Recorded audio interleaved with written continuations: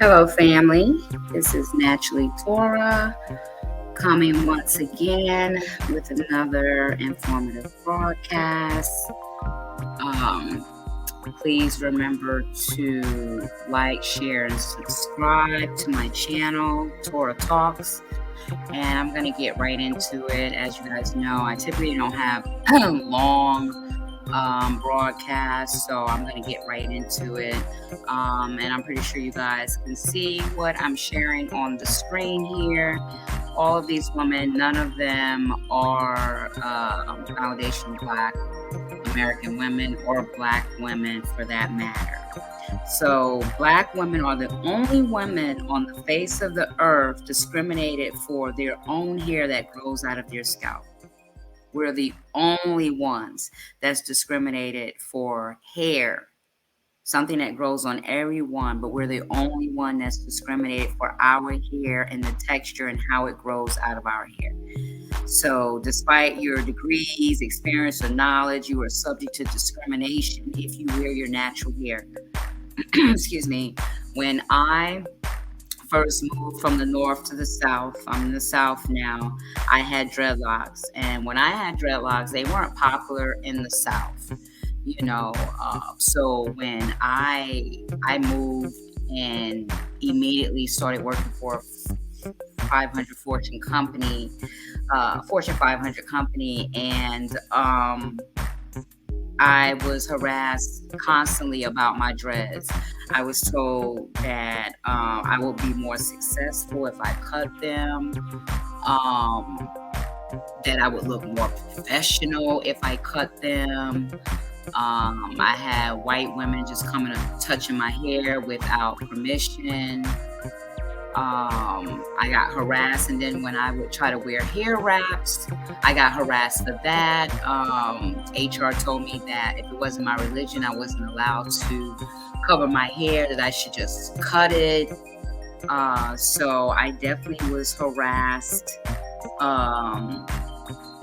for just wearing my natural hair, even though it was in a state of dreads, but that was my hair growing out of my head. So the hypocrisy of it all, that white women could wear Black hairstyles without ridicule.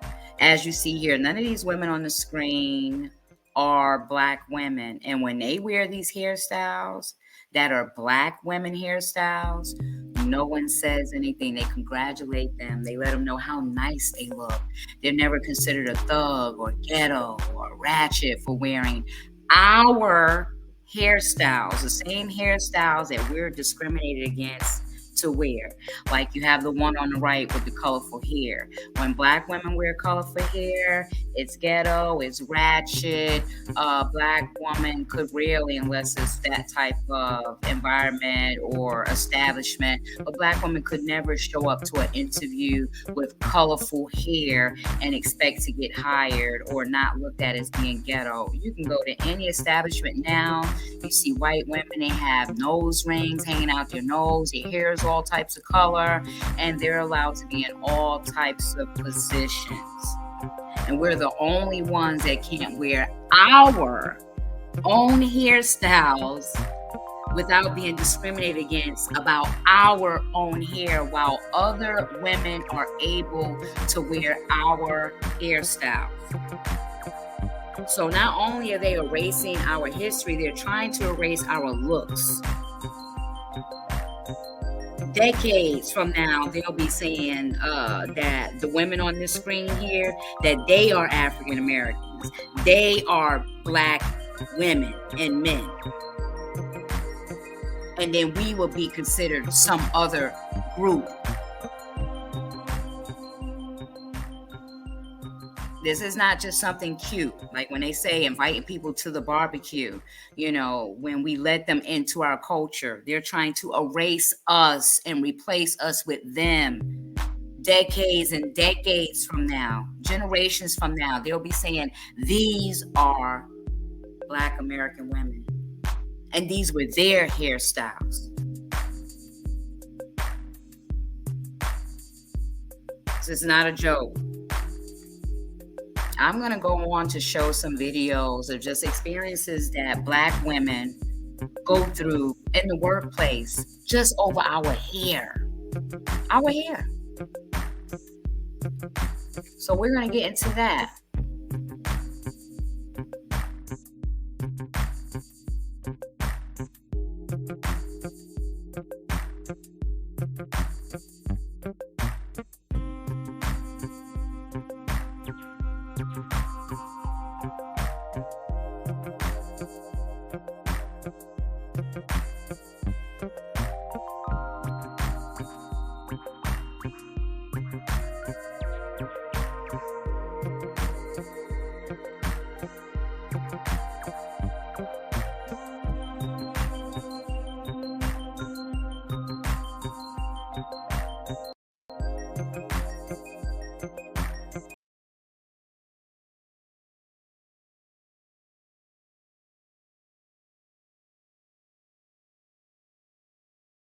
States to make race-based hair discrimination illegal. Yamiche Alcindor reports on how Black Americans often face Let's start it discrimination over, people, because of the just so you way can they hear it wear from their the hair, beginning. especially in school and at work. Last month, Connecticut became one of a growing number of states to make race-based hair discrimination illegal.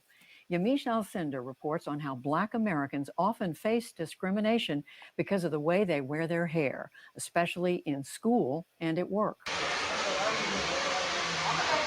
For much of American history, naturally curly Black hair has been seen wrongly as unprofessional or even dirty, especially in the workplace.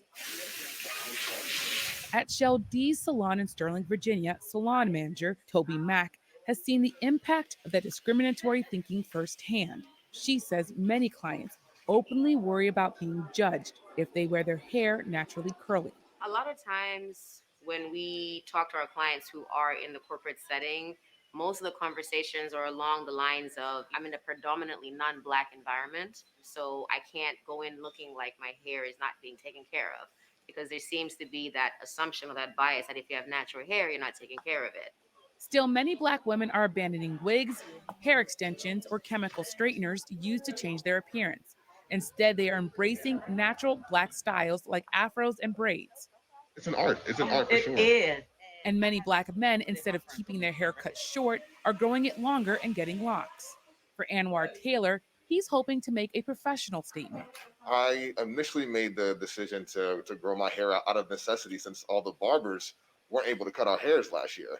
But then it got to a certain point where I was switching careers and I wanted to sort of change stereotypes of like what does a therapist and what does a Black therapist look like? But Taylor says he also understands his new hair could make him the potential target of police harassment. I definitely do have concerns about safety when it comes to my locks. If you see somebody with dreadlocks or cornrows, or in your mind what's considered wild hair, you're seeing somebody who's poor, somebody who is potentially dealing drugs or up to no good. You're seen as somebody who is less than. Others worry about not being accepted or respected at work, like Sonia Miller, whose coworker only complimented her hair the day she decided to straighten it. It was hurtful, that they felt that my hair being different was better than it would just growing out of my head, in its natural form. But Miller decided to stick with her natural curly hair, in part to be an example for her daughter. When she was younger, she came home and I had relaxed hair and she's like, I don't like my hair. So it felt very disingenuous to say, oh no, you should love your hair, love the hair, the way it grows out of your body, and then running my hand through chemically straightened hair. Hair-based discrimination is happening in schools too. In 2018, a referee in New Jersey forced Andrew Johnson, a Black high school student, to cut off his locks before competing in a wrestling match. And last year in Texas, another Black student, DeAndre Arnold, was suspended and told he could not walk in his high school graduation because his locks were too long. We do see, this elevation, this privileging of straightened hairstyles as good hair. To protect Americans against this form of discrimination, Drexel University law professor Wendy Green has worked with legislators around the country to create the Crown Act. It's a law that bans discrimination in workplaces and in schools against hair textures or styles linked to racial identity. It really clarifies that natural hair discrimination in all forms constitutes race discrimination. Our hair has nothing to do with our competencies and our qualifications and our abilities, and therefore shouldn't have anything to do with whether or not we're afforded employment opportunities or we should be included in certain spaces. In 2019, California became the first state to pass the Crown Act. Since then, 7 states have followed California's lead, in addition to a handful of cities and counties. I rise in strong support of H.R. 5309. A federal version of the Crown Act passed the House of Representatives last fall, but stalled in the Senate. Green says part of the challenge is getting others to see the realities of hair discrimination. What do you say to people who say this is just hair, just like grooming and dress codes? Hair discrimination doesn't really exist because you have to have different standards for different parts of our society. Well, I think individuals who say those types of things really are uneducated or undereducated as it relates to the long-standing form of racial discrimination flowing from our hair texture, similar to our skin color. It harkens back to eras of racial slavery and apartheid in this country as well as around the world. Just because that may not be your experience doesn't mean that this experience of discrimination is not real. And that experience is all too real for Brittany Noble. I was using flat irons on my hair every single day just to have that straight look. A former television news anchor in Mississippi, Noble started wearing her hair naturally after she became pregnant with her son. I talked with my news director, of course, and I asked him if it was okay to stop straightening my hair. And he said, yeah, that's fine.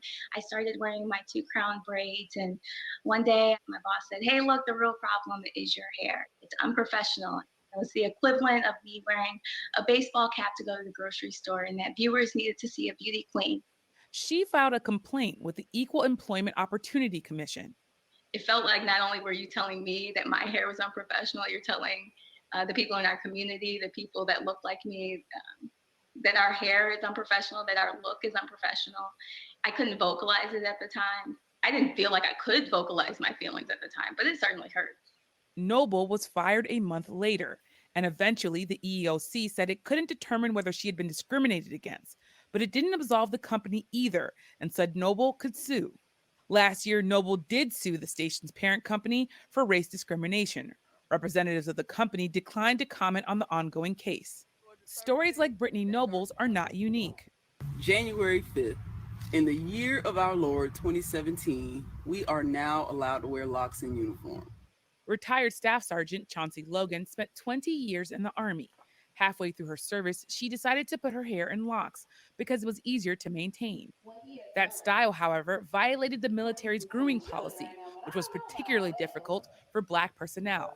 I was ordered to cut my locks, and I refused that order. So I ended up being tried under UCMJ, the Uniform Code of Military Justice. I was found guilty of refusing that order, and the punishment was to be reduced in rank and to be separated from the military for refusing to cut my hair.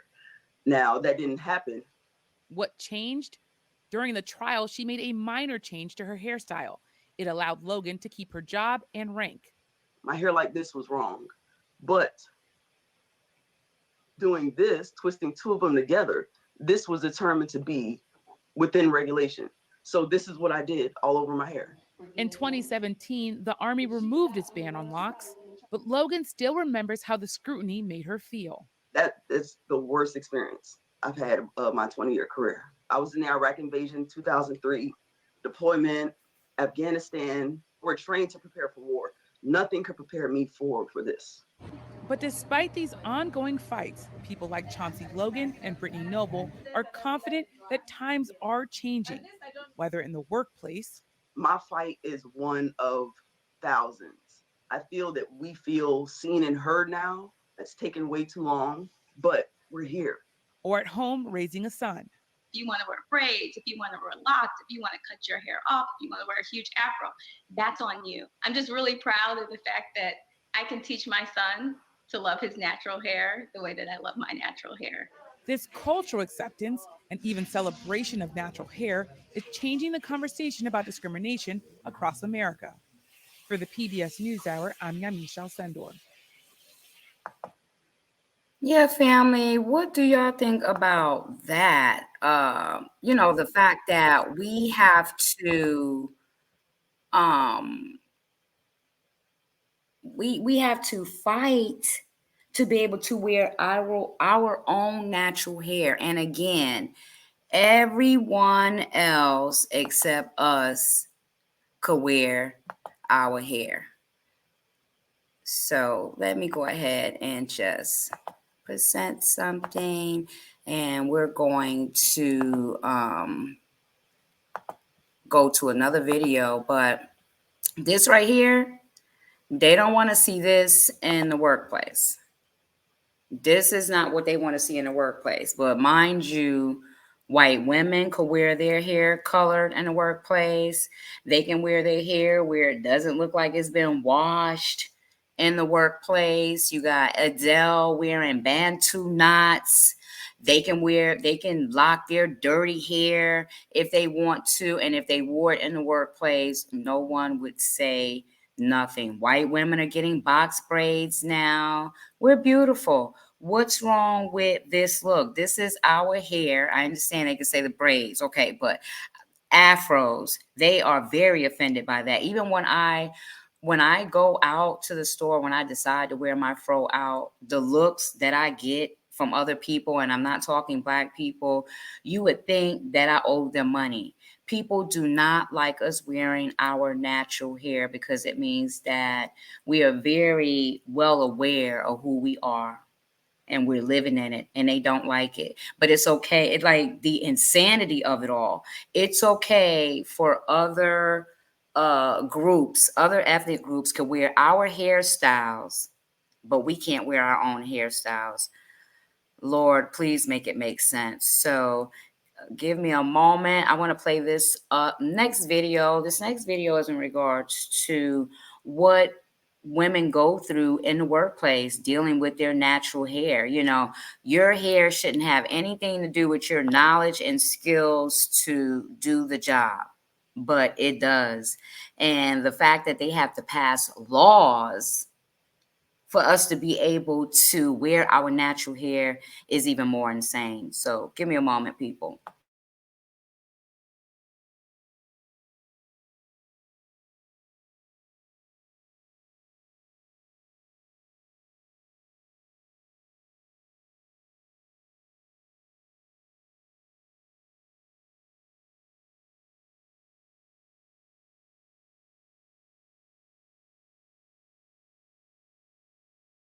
We'll start the car.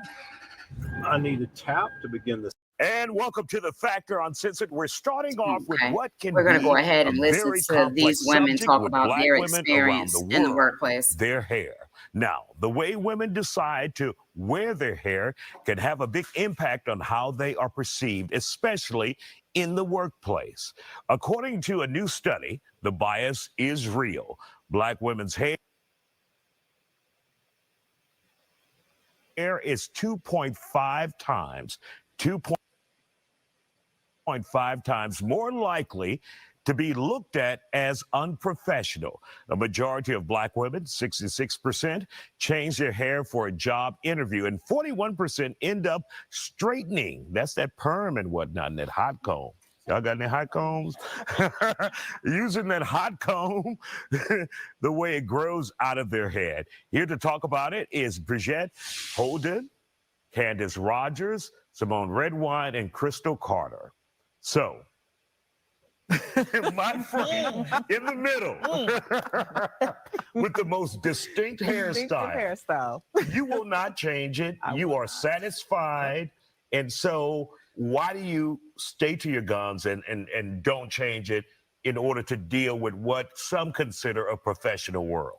Because this is my hair, my head. Big hair don't care, period. That's it. Are you self-employed? I am. However, now, even when I was employed, I still wore braids and stuff like that as well. But I was also in radio, media industry. However, I still wore my hair the way I want to because it's a part of my personality. It's who I am. And I feel like when you do that, then people will respect that. Yeah, see, I wish I had that luxury. See, as an attorney, when I started my career, 2008, economy crashed. My starting salary was 160, and I was told I had to straighten my hair. And at that point, I was like, I can't lose 160. That was more than both of my parents were making combined. So I did that to get the job. And then once I got the job, I wore my hair and my curls in my natural way. So did you have any issues? I did. Well, what I was told from insiders within the firm is that when braids or twisties or things like that were seen as people who want to buck the system. And so they had concerns that you wouldn't be, quote, a fit. So as you see here, I wore my hair straight if it was a higher up meeting or if it was something along those lines. Well, that's true. So what about you? You have twists, so. I do. I have locks. Locks, sorry. Yeah, no problem. I personally have not had any problems because I'm an educator. So I can relate to my children of all walks of life by wearing my hair in a style that makes me comfortable. However, in the past, when I've interviewed for jobs in the hospital industry or even professional programs, my hair was straightened. Okay. I did. I felt like that would be a bias. Did you feel like that would help you in that process because you made that choice? I did.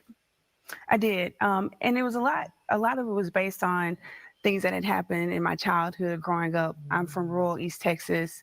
And tell us some of those things that you experienced from rural East Texas. Oh, well, we would get comments about And I didn't our say hair fair being greasy, use. our hair being nappy. I'm gonna say it regardless. And outside of hair, just fair discrimination, use, period.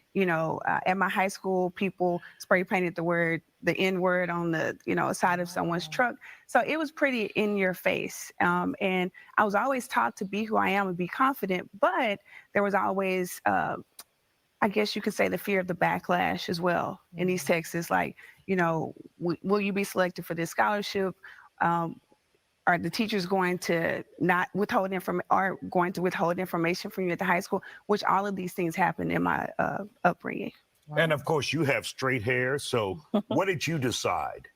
I think it's easier, actually. It's easier for me to wear my hair straight. When I was out before in corporate, the natural hair was just now coming in. And it was harder for me to figure out the twist styles and the Bantu knots and all this other products. It was too much for me. So I was like, so that was more work for you. Yeah, it was more work. So this was more convenient for me just to straighten it out, curl it up, and keep it moving. This is work now. Yeah, this is work. This is not easy. However, So for those who are wondering, how long does it take to get your hair together? Good job. So I'm up every morning between 2 and 3 a.m. and then it's probably about an hour. Yeah. Not to do my hair. Okay. Not to do my hair, but the time it takes to do your hair. Yeah, to brush it out and everything. Probably about 30 minutes, 45 minutes. Yeah. And Simone, your thoughts? I mean, and one of the things she said, it's more work to be natural. It is. So that's now my hair is curly. I like it because I can just pull it back into a bun or pull it back into a ponytail. But I will never forget when career services, I went to Cornell Law School, and career services specifically said you're going to need to straighten your hair for your interviews. Wow. Period. Yeah. That was and who said that to you? The director of career services. And I'm talking about race. Yeah. She was a Caucasian woman. Okay. And she was just trying to help me. She wanted, they weren't giving out jobs. So she knows what others like her may feel when you walk through the door. Correct. And so for me, it was a goal once I became an attorney that I wanted to earn the right to be myself. So I own my own firm now, the Red Wine Law Firm, and I wear my hair as I see fit and I do my nails as I see fit. But that was something that I knew first I have to prove myself and then I can be myself. I truly commend people who are in the corporate world just for that reason in itself, because I know me, I'm like, no, I want to do what I want to do, and that's like a millennial thing too, I know. But I commend everyone who's able to kind of like swallow their pride and their egos, and say, I'm gonna do what I got to do and I'll go for it. But for me, does it ever leave any of you angry though, that you have to conform? I've never had Absolutely. to. Absolutely. Yeah, I've never had to. Well, I have a daughter, and at the age of 4, students told her she had crazy hair because she'd wear her hair curly and an afro, and we all thought it was cute. We're like, oh, it's cute. And she came home, she said, I don't want crazy hair anymore, Mommy. No. She would fight me about the styles that I would put her hair in. Now today she's 9 and we've, been along this journey for a while. And so she's more confident because we have, helped to build her up in that and let her know this is the hair that God gave you that grows from your head. We're going to embrace it and love it. And thanks to the literature that's out here today and so many other women that are encouraging their daughters to do the same thing, it's been very helpful. But yes, I get angry about it. All right. Thank you, ladies, for joining us here on The Factor Uncensored. We could go on all night. And Bridget's got to work. Yes, family. So, what was very interesting to me that she said, they feel like you're bucking the system. Um, that's just how they feel when you're wearing your natural hair. You're bucking the system. So, this here, give me one moment.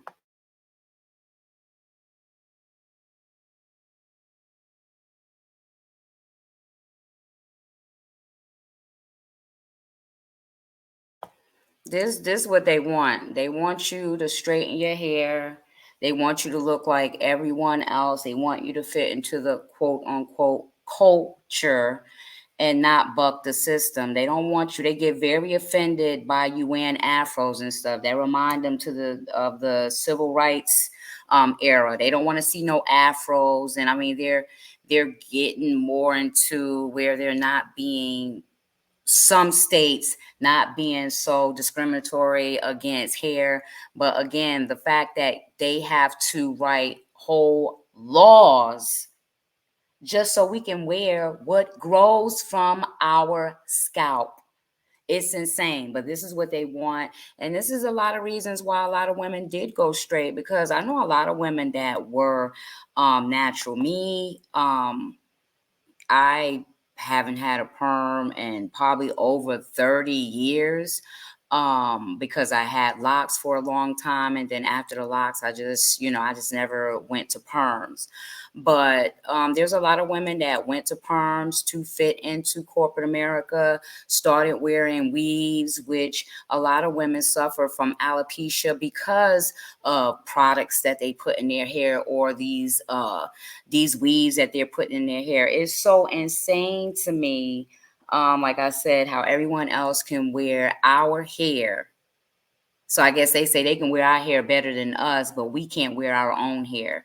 So I'm going to share this next video. Give me one moment, family.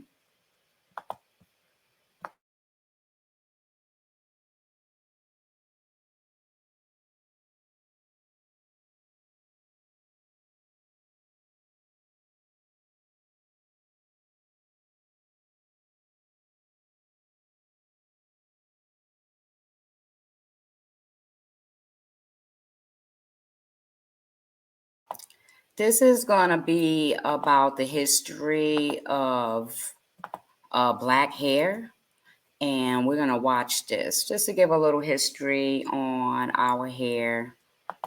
Here it goes.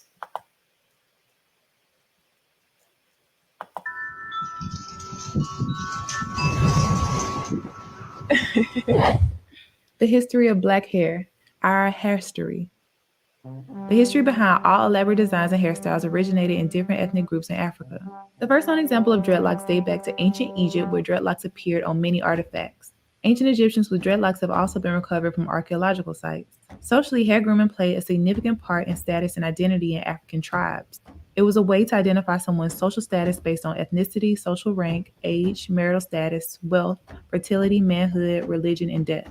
Twisting, braiding, cotton or wool thread weaving, adding animal fat or mud and clay were all techniques used to create these elaborate looks. Due to styling taking hours and sometimes days, much like today, women use this time of beautifying as a chance to socialize and form meaningful bonds with one another. In 1444, Europeans began to kidnap Africans of all social statuses and trade them on the west coast of Africa. Many wore elaborate hairstyles. Although the Europeans were first entranced with and admired the complexity of style, texture, and adornment of black hair, something had to be done to rid them of their identity to maintain control and dependency. Many slave owners shaved not only the men's hair but women's hair as well. This was considered an unspeakable crime to many tribes. In 1619, the first slaves were brought to Jamestown. After being on a ship for 3 months in unbearable conditions where hygiene, let alone hair care maintenance, couldn't be maintained, many of the enslaved Africans' hair was matted upon arrival. The enslaved Africans were no longer allowed to speak their native languages, do traditional dances, and maintain their hair in the styles that they chose. All of the African culture and grooming traditions began to disappear. Slave owners wanted to cut off the enslaved Africans' connection to their true self. They pushed their standard of beauty, fair skin, straight hair, and thin facial features. African dark skin, kinky hair, and wider facial features were deemed unattractive. Because of this, lighter skinned, straight hair slaves commanded higher prices at auction.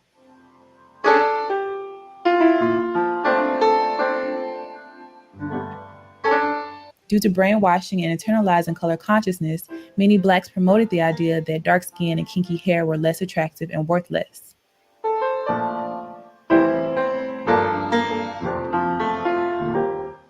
The enslaved Africans were given no way to care for their hair. In the 1800s, without combs and the herbal treatments used in Africa, they were forced to use bacon grease, butter, kerosene, and sheep brushes to maintain their hair.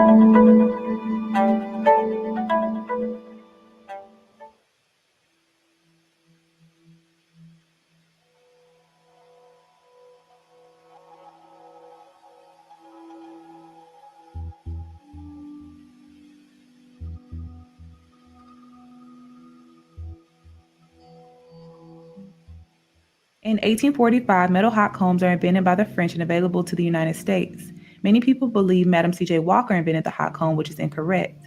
She developed a range of hair care products for blacks and popularized the press and curl style. In 1865, slavery ended, but the emotional and psychological scars lived on and are still evident today. Quote-unquote good hair, or hair that is finer, curlier, and closer to that of Europeans, becomes a prerequisite for getting jobs, entering certain schools, churches, and social groups.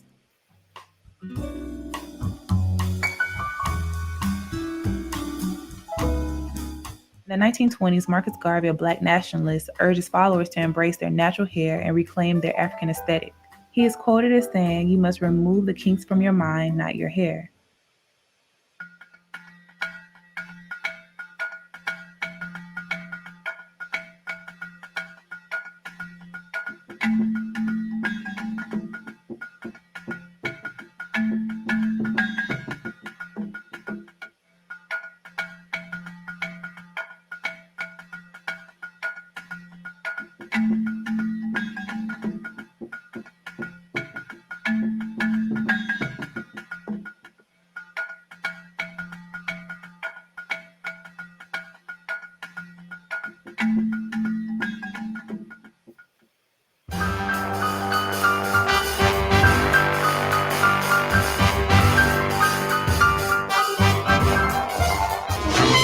In 1954, George E. Johnson launches a permanent hair straightener for men that can be applied at home. A women's chemical straightener quickly follows. In 1962, actress Cicely Tyson wears cornrows on the TV drama East Side, West Side. This was a big deal because braids weren't considered a finished look for an adult woman. Usually this style was only worn inside the home. Angela Davis became an icon of Black power with her large afro. The afro became a symbol for Black power and pride. Kinky hair and dark skin is embraced, and the phrase Black is beautiful is coined. In 1968, Diahann Carroll is the first Black woman to star in a television network series. She is said to be the Black version of the all-American girl with straightened, curled hair.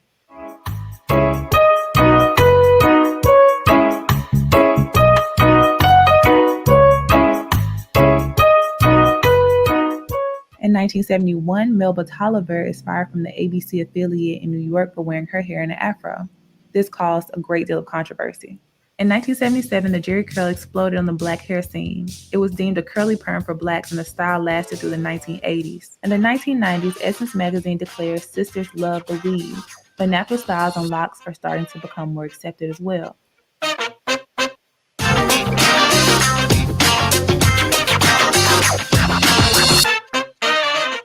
In the 2000s, relaxers, braids, and natural styles are explored by African Americans.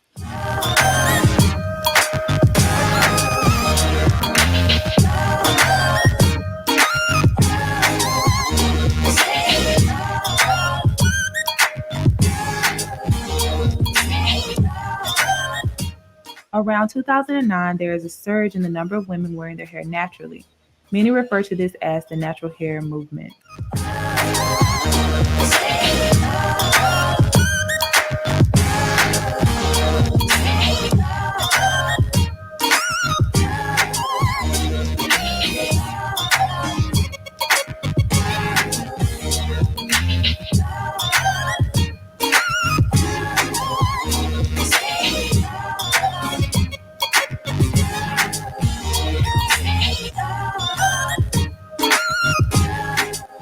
In 2006, black hair care is a billion-dollar industry.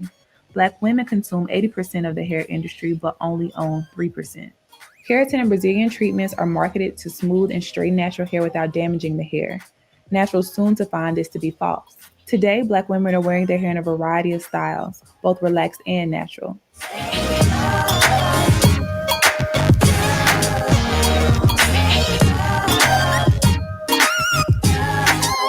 The number of women wearing their hair naturally has increased significantly due to the education on the harshness of chemicals used in relaxers, scalp conditions, a desire to lead a healthier and more active lifestyle, and a desire for naturally longer and thicker hair.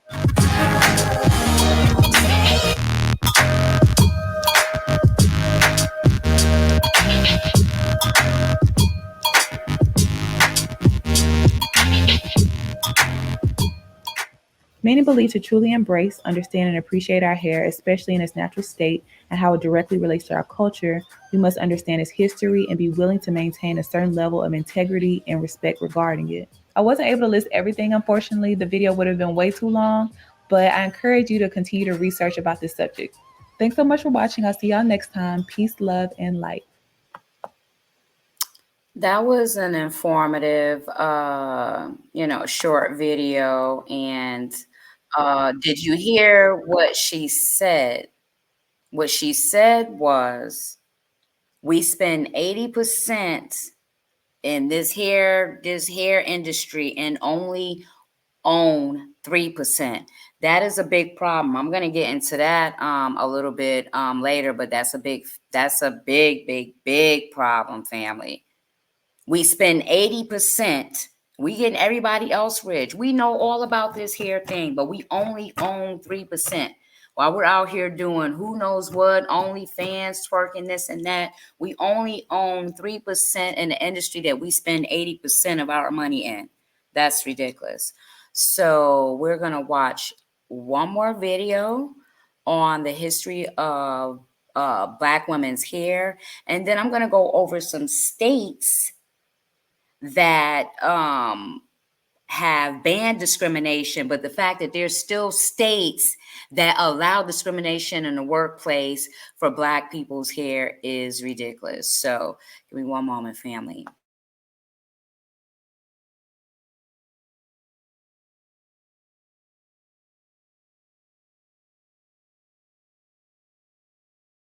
I saw this video of a guy talking about how much money he made on DoorDash. So I figured I'd give it a shot.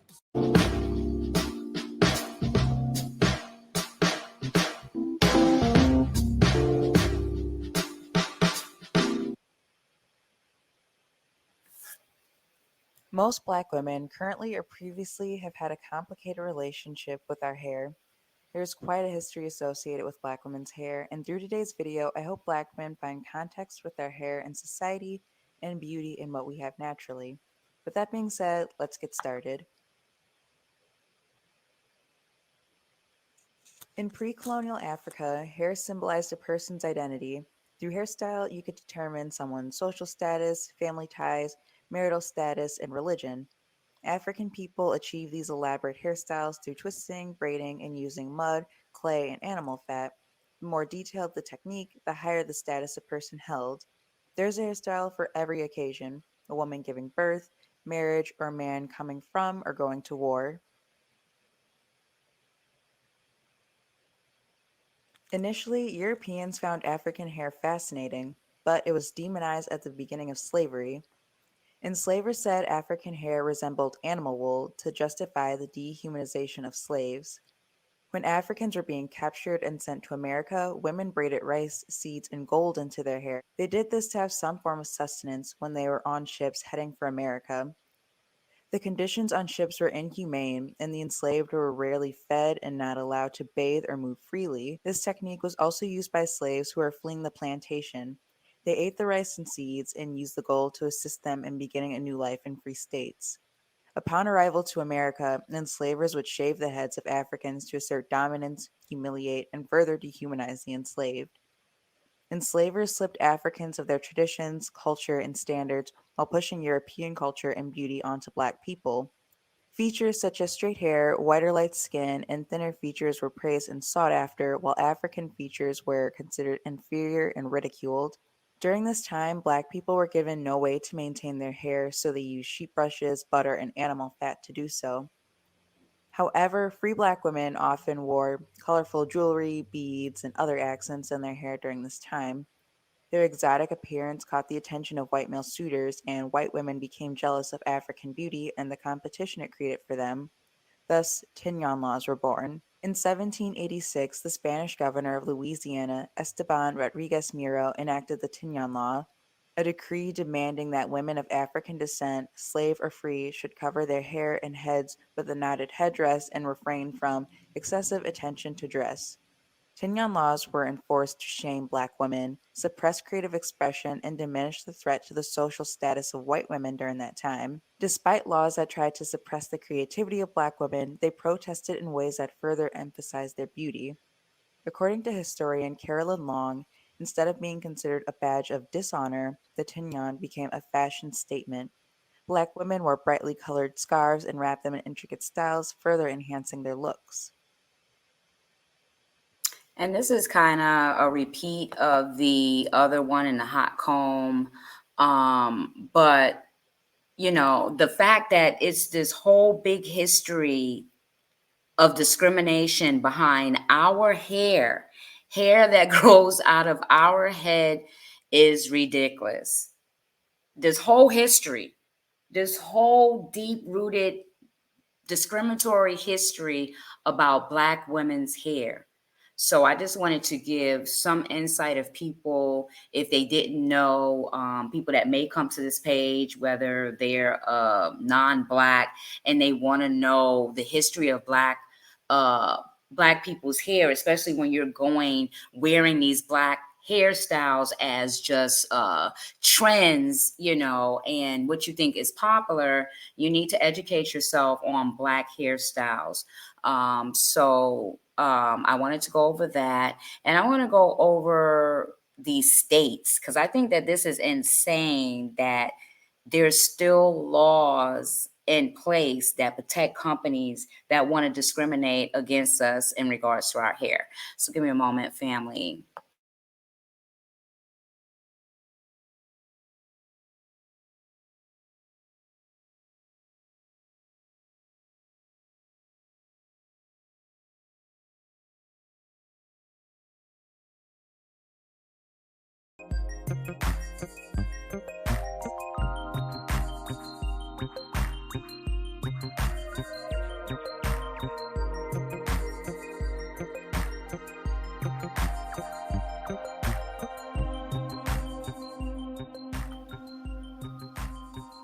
Hey, family. So let's go over these states and let's just really talk about, how ridiculous this is that there's whole laws, just for our head. So it says 8 states across United States that have banned Black hair discrimination. Just 8 states out of all the states that we have. Out of 50 states, 8 states have banned it. It says when people experience discrimination based on their race at work or in school, they are less likely to meet their full potential. Achieving racial justice is key to achieving equality for all in ending extreme poverty around the world. You can join us and take action here. No. We want to talk about why. So now it's saying it's 42 states across the U.S. The law doesn't protect citizens from discrimination or how they wear their hair. So 42 states still uphold a law that could discriminate against us for our hair. So it says hair discrimination is not an issue that is commonly understood or dressed. Whoever this, Ajoa B. Asamoah, a legislator strategist for the Crown Act, told global citizens racial discrimination in the form of hair discrimination is more prevalent than many people may think. And anti-Blackness is persuasive, and not just in one state or even in the United States, she explains. Narrow American beauty standards perpetuate the unfair treatment of Black and Brown communities for wearing protective hairstyles in several settings. According to this essay, Eggleston Bracey, EVP and the COO of North America Beauty and Personal Care of Unilever. So it says, in the past, we've seen Black women losing opportunities for employment solely based on their hair. Bracey, who is leading the Crown Act effort, said in a statement released to Global Citizen. We've also seen boys and girls being removed from the classroom for the same reason, which is ridiculous, making our children cut their hair to compete in a competition.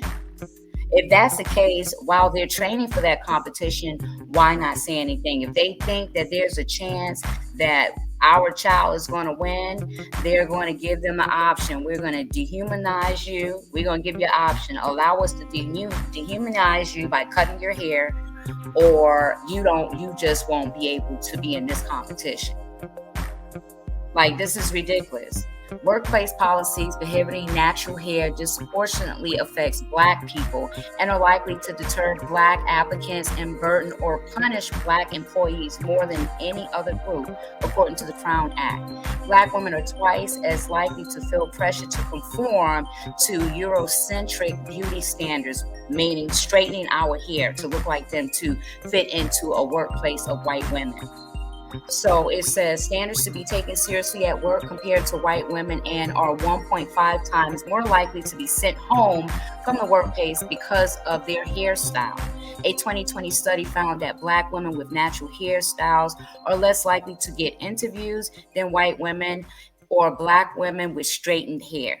Black people have also been fired, passed over for promotions, and had employment offers rescinded because of their natural hair, which impacts the upward mobility of the individuals and families impacted,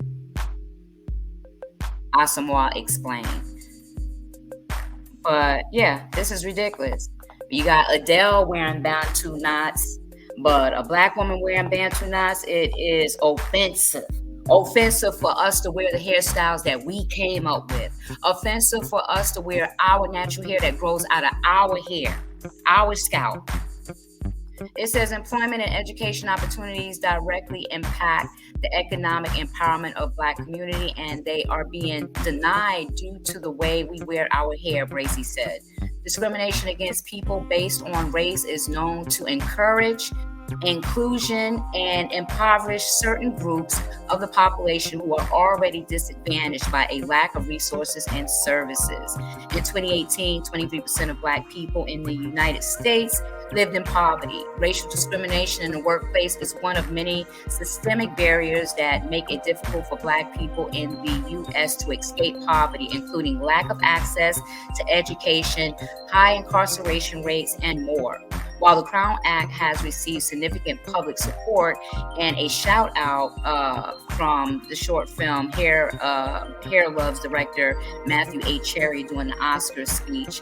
I don't know who that is because I don't watch the Oscars. But the bottom line is, I'm going to name off the states. So number 1, Connecticut State Senate approved the Crown Act. These are just states that are protecting their residents from being discriminated against for their hair. So we have Connecticut. Connecticut State Senate approved the Crown Act bill on Monday.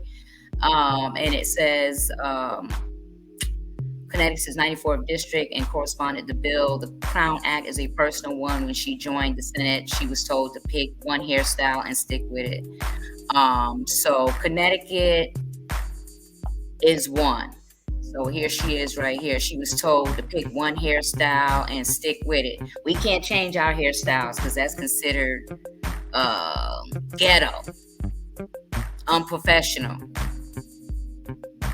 So we're going to say big ups for Robin Porter, representative here for helping to get that law passed in Connecticut. And then the second to pass a law protecting their residents is Maryland. To require people to pretty much alter chemically or in some type of extreme way how their hair grows out of their head seems to be so beyond intrusive. The Maryland House of Delegates member Stephanie M. Smith stated, who introduced the bill to the state, told the Washington Post, in the 21st century, it shouldn't be necessary to make those kind of accommodations so someone can see you as a human or as professional. I agree. Virginia, surprisingly. So Virginia, they are another one that are protecting their citizens from discrimination of their hair. It says it's pretty simple. If we send children home from school because their hair looks a certain way or otherwise ban certain hairstyles associated with a particular race, that is discrimination. Point blank, period. So, you know, those 42 states, we know who they are now. So Northam said, this is not only unacceptable and wrong, it is not what we stand for in Virginia. So big ups to Virginia. And then we have Colorado and Washington. They're protecting their residents with the Crown Act, and it's just so disgusting that we even have to get protection for the hair that grows out of our head. I'll say it again. But Colorado says no one should be penalized for the way their hair grows naturally out of their heads. Colorado State Representative Leslie Harrod, who sponsored the bill, told the Denver Post, we should support and celebrate our diversity, and we should ensure that Colorado is in place to protect folks who are being discriminated against. But it doesn't matter if you're Black. Now, if you're LGBTQ or any other ethnic group, then it's considered discrimination. But hair, because they don't see us, is human. So the next state, Washington Governor Jay Inslee signed the Crown Act into law March of 2020. So mind you, they keep talking about reparations don't matter, and we're asking for money for things that's happened so long ago. No, we're still being discriminated against. Still, our hair is being discriminated against because it's a part of us. These laws were just passed in 2020, 3 years ago.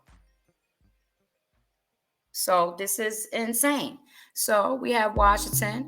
So we're gonna, it says here, the way we choose to style our hair is culturally meaningful, and it has no impact on our abilities to show up professionally, hygienically, and naturally at work and school. Representative Melanie Morgan, who sponsored the bill, told the Suburban Times, we are sending a message to our children. You are beautiful just the way you are. And then we have Jersey, big up to New Jersey. A year after a video of student Andrew Johnson being forced to cut off his locks before a wrestling meet went viral in 2018, New Jersey Governor Phil Murphy signed the Crown Act into law December 2019. Race-based discrimination will not be tolerated in the state of New Jersey, Murphy said in the state. No one should be made to feel uncomfortable or be discriminated against because of their natural hair. And big ups to New York. New York, Commissioner of Human Rights first banned hair discrimination in February 2019. You see, this wasn't that long ago. We're still being discriminated against. So when they say, what discrimination? Our hair still being discriminated against. 2019, 4 years ago. So for much of our nation's history, people of color, particularly women, have been marginalized and discriminated against simply because of their hairstyle or texture. New York Governor Andrew Cuomo said in a statement, by signing this bill into law, we are taking an important step towards correcting that history and ensuring people of color are protected from all forms of discrimination. And then lastly, California. California State Senate Holly Mitchell led the effort to pass the Crown Act and incorporate hair-based discrimination associated with race into the state's anti-discrimination law. California became the first state to ban hair discrimination when Governor Gavin Newsom signed the Crown Act into law in July 2019, and the bill officially went into effect in the state in January 2020. The statement states, states, we believe this is just the beginning of the end to hair discrimination. Mitchell told KBBS, it's another chink in the armor of racial discrimination in this country, and I'm just proud to be a part of the movement. Okay. Again, my thing is, and it's all good, I guess. My thing is, we have to have whole laws written just to be able to wear our own hair. That's never going to sit right with me, no matter what laws they write. So I just want to go into another article talking about how natural black hair at work became a civil rights issue. So let's go into that. We're going to be ending it soon.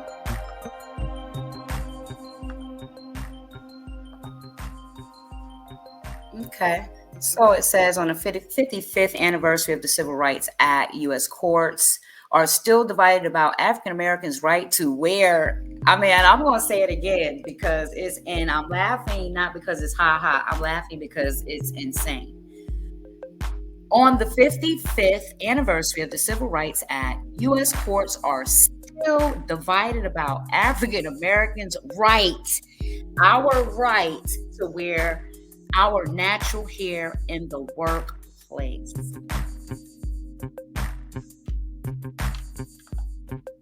I'm talking insanity, y'all.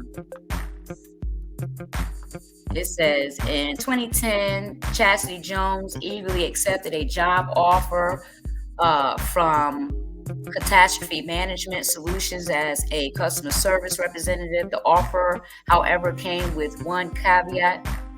She had to cut off her locks.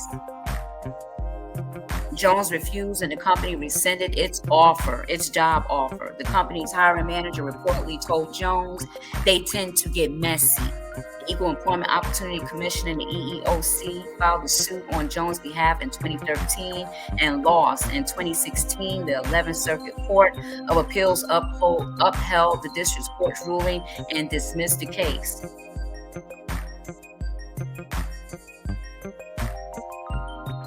It's insane when we got to take people to court.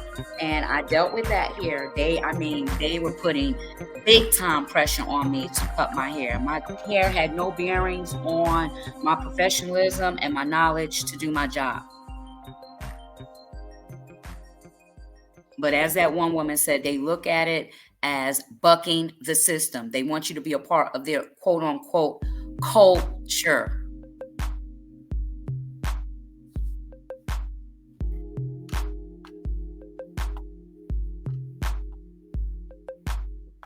So this is just a statement from Marcus Garvey.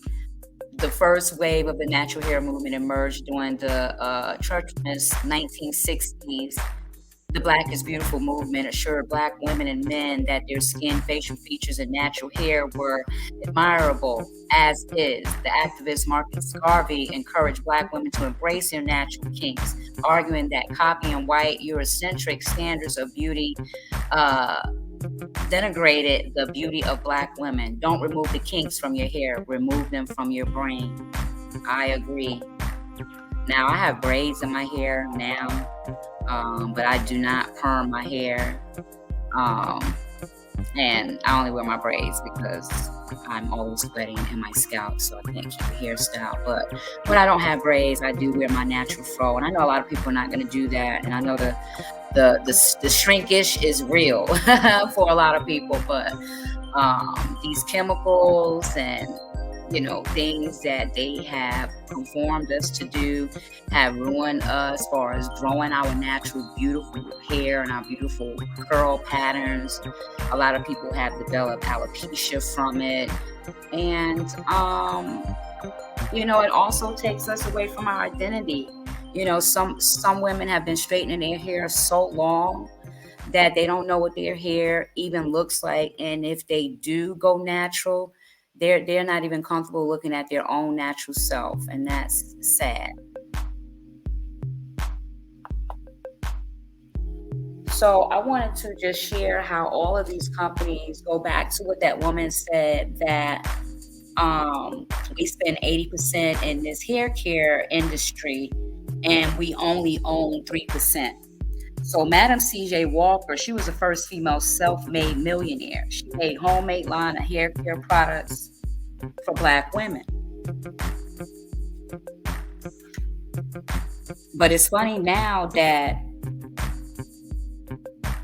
we're not running none of this hair care industry, the products.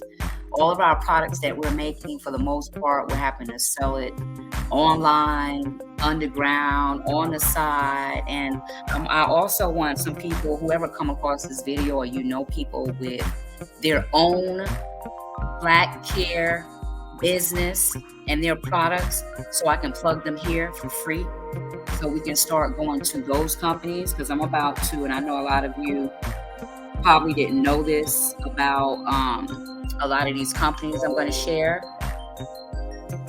So give me one moment.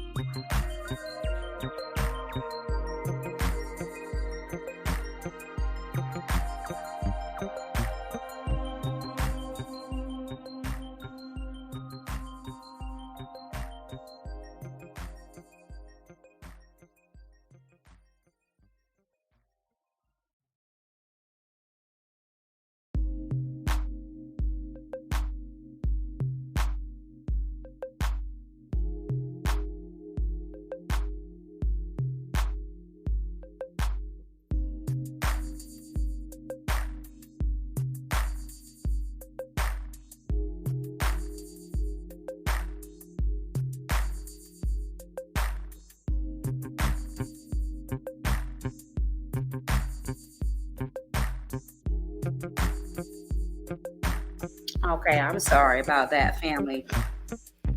Some of the products that we use that we think are owned by Black people. This woman here, the Cream of Nature person.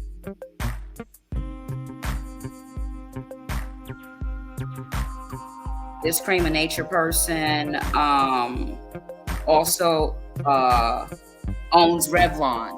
So a lot of the all they do is they make white products and Black products, and you think because you see these Black products, they're owned by Black people. No. Cream of Nature is also owned by Revlon. And it's owned by this Francois Myers person. Yeah. Not owned by us. That's why I need to know Black care products so I could plug them here. So I'm going to show you another company that you guys probably thought was owned by a Black person. I'm not sure. This is for the people that didn't know.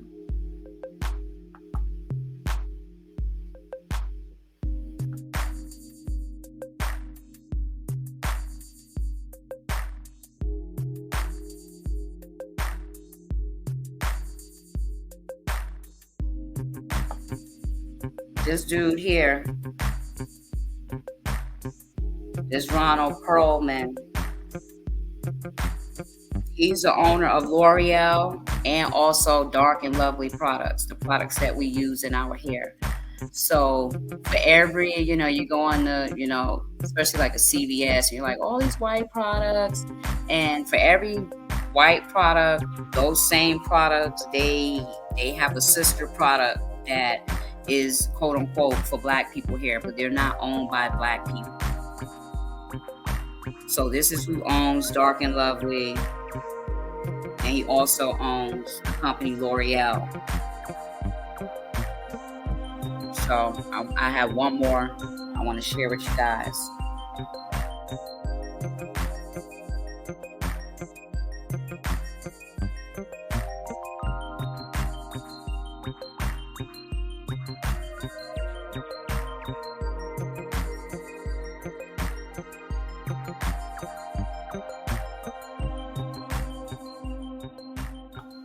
A lot of us use this eco gel. I'm not sure if anyone necessarily thought it was made by a black person, but this is why the reason why I'm showing this, whether you knew it was not black owners or not, the fact that all of these products that we use, that they make to cater to us, is making everyone else rich except us. Everyone else, the Asians, the white people, they make all these products to cater to us, made by them, and they're getting the money, and we only own 3% of this market. That has to change. I see a lot of black women online making their own um, hair care products, but I wish it was something that we can do to really, really start plugging these people so we can start going to black owned entrepreneurs and getting our hair care products for them, because no one knows black people hair better than black people. But yeah, this eco gel, and everybody uses this eco gel. Just about everybody uses eco gel. So we're spending so much money with everyone else, and we're not even building up our own community. So meanwhile, we can't wear our own hair. We started the black hair products, and everyone else is able to make money off of black people except black people. How insane is that? Everyone is able to make money off of black people except black people. So anyone that know anyone with, I do here where I live, but like currently I have braids in my hair, so I'm not putting a bunch of hair care products in my hair. But if anyone know anyone, doesn't matter what state they're in, I will plug them. I will share them. If they are a black entrepreneur and they own their hair care business and they're selling products, send them here so I can plug their business and share it with other women that want to buy black. But this is our hair. It grows out of our head, and we can grow it whatever way we want. That's why we need those reparations, so we can wear our hair whatever way we want to wear our hair without backlash and ridicule. That's why I don't work on the corporate plantation, because I'm not going to fit into anyone's culture or conform. So, it's just unfortunate that it's just 8 states that protect women or black people from being discriminated against their hair. So 42 states is like, hey, we don't like that. You got locks, they tend to get messy. Meanwhile, they could just not wash their hair and they could just look dirty and oily. Even when I had locks, my locks was always neat and clean. It doesn't matter if you wear them neat. They just want you to jump circus hoops. It doesn't matter. Even if you keep them nice, even for the men, if they keep a nice shape up and they keep them nice, they don't want you bucking the system. So to all my family out there, I hope you continuously be unapologetic. I hope, again, I always tell you guys to have a productive week. Thank you for listening. Please leave your comments below. Let me know if this program was informative for you. And again, please remember to like, share, and subscribe. Until next time, I will be dropping another video by the end of this week. But I hope you guys have a wonderful, wonderful, productive week. Again, thank you for coming. Comment, like, share, and subscribe. And have a great day. Bye-bye.